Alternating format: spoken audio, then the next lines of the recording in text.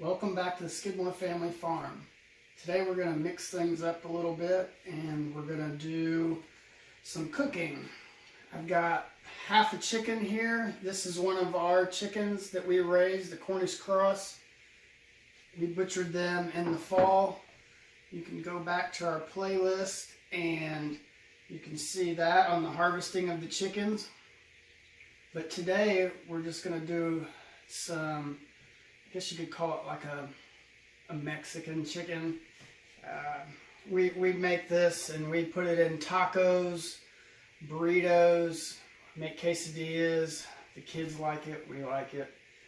And you could just eat it plain. You could cut this off the bone or pull the leg off, or you could use boneless store-bought chicken or debone, what I have here.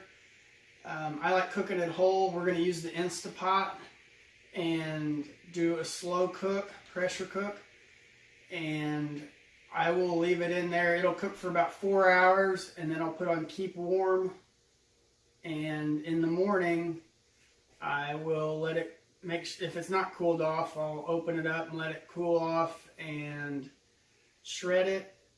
Usually I throw it in the fridge and let it sit for another day. And the second day is when we prepare it to eat, whether it's, like I said, eating it by itself or with some rice or making quesadillas, that type of thing. But let's get started. I always like to start with the basics. We'll do some salt. And I always do both sides.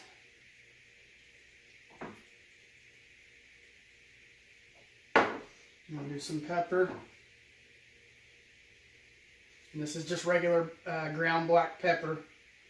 Both sides. I always do both sides for everything.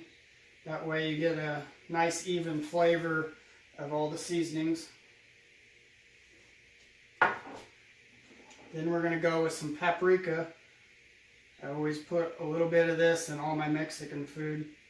And you can put as much as you like of any of these ingredients or add stuff to it, whatever you like on your Mexican cuisine.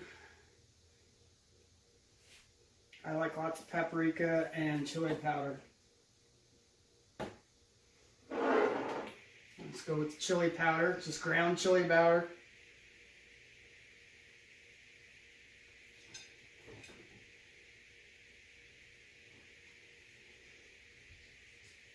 Before I forget, I'm going to put the Instapot on saute so I can brown it before we start the slow cook.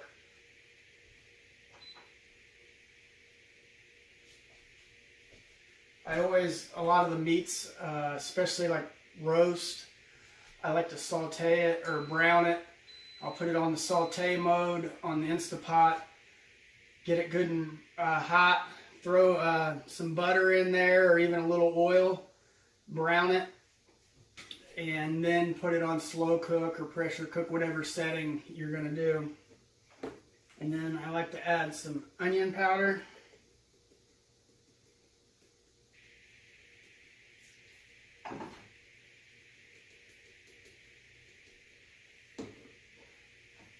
Crushed red pepper.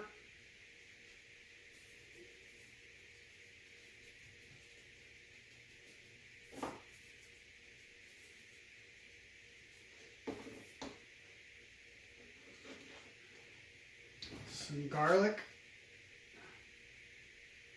Should have wore a hat. My hair's falling in my eyes.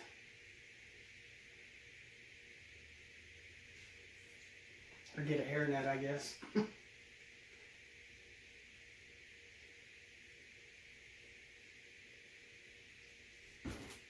And last is cumin. This is what I like the most. Basically it's the main ingredient in taco seasoning usually.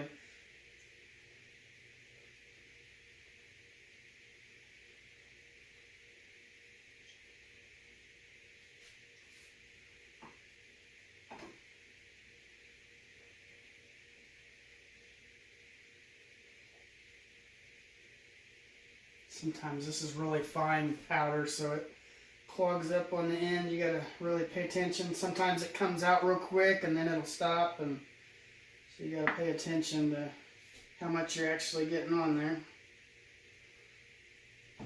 Okay. As you can see, I was pretty generous with all the seasonings. Now let's go over to the Instapot.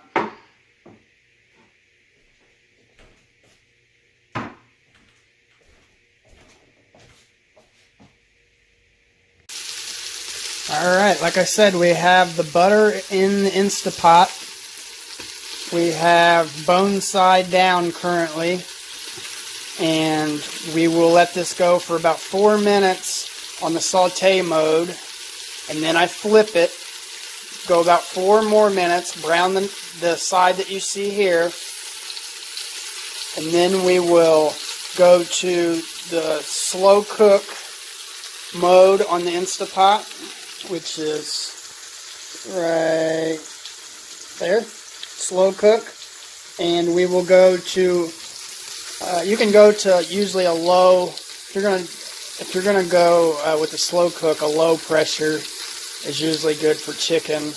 A medium to high is what I like for beef typically. But we're gonna go ahead and see if I can't get this to flip over. As you can see, that browned up quite nicely. And I said, you're not worried about any of this.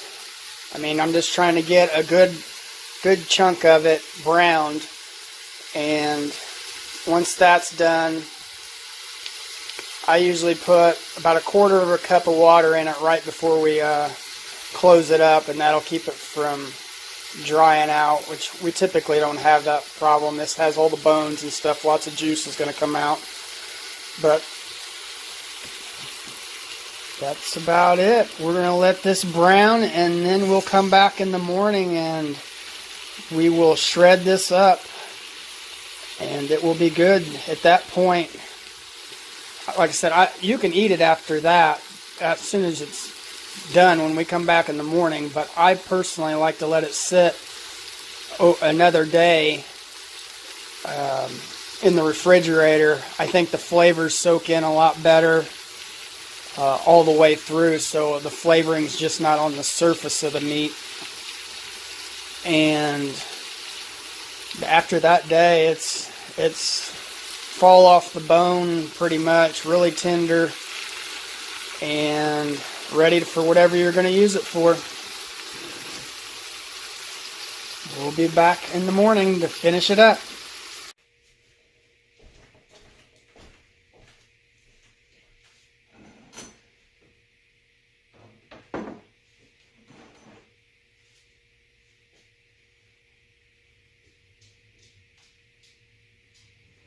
And as you can see, the chicken turned out really good.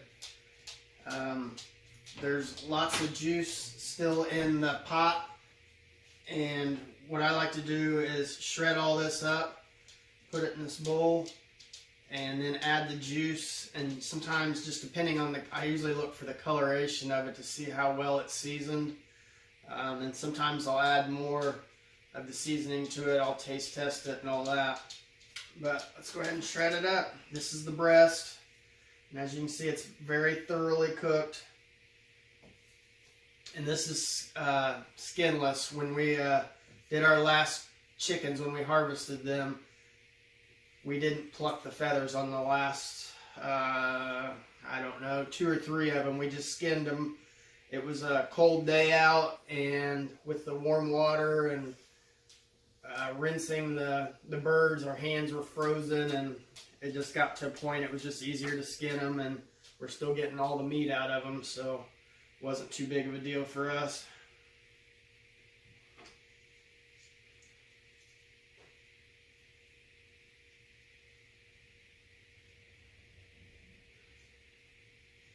And this was just half a bird. I split them in half because they were too large to fit in a 1-gallon freezer bag. They were probably, I'm guessing, close to 5.5–6 pounds on most of them, dressed weight. live weight, they were probably, I don't know, 8-9 pound birds. Probably closer to 9. They were fairly heavy. They were getting to the point to where they couldn't walk very well. They were getting wobbly. So, but the hens were a lot thinner than the roosters when we first harvested them. So we did the roosters first, since they fattened up the quickest, and we let them go another 2.5 weeks, I think, on the hens, and they ended up being larger than the harvest weight of the roosters because we let them go 2 weeks longer. But as you can see, this is going very quick. It's a very simple process. Anybody can do this. Just takes a little bit of time, some patience. And I'm not sure if you can see, but the meat is still very moist. When you do the Instapot, it retains all that moisture inside the pot, so your meat doesn't dry out. And also, when I seared the meat, I showed you the saute mode and browned it in butter at first. That always helps, even if you're using an oven. Like on a roast, it's always good to sear the meat in a pan, a skillet, on the stove top, and brown all sides, all the ends, and then put it in the oven. And that searing seals in all the meat juice, and when you're done cooking, you'll notice there's a far less juice in the bottom of the pan than if you just throw it in the pan and season it and don't sear it.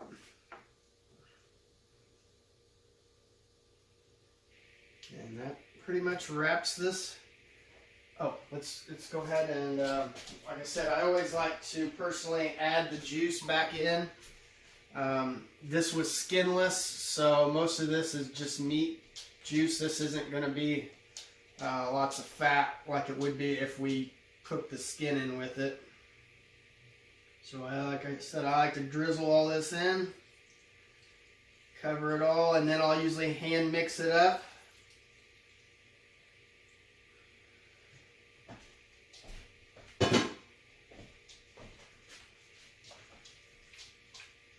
And then I'll kind of press it down so the juice gets up towards the top layer of meat. And voila, I'll let this sit in the fridge. You could eat it right now if you want. I mean, it's fully cooked. There's no reason why you can't eat it. But I like to let it sit, like I said, overnight. And at this point, I just tasted it. I think the seasoning's good. So it will sit in the fridge for 24 hours approximately. Or you could just let it sit in there for the rest of the day. It's morning time now. I could let it sit there until dinner time and then go ahead and prep tacos or burritos, quesadillas, anything like that. Or you could just serve it over rice. Do a lower carb, cut out some of the tortillas and that type of thing. That would be a little bit more of a low carb diet, but that's what you end up with. Thanks for joining us.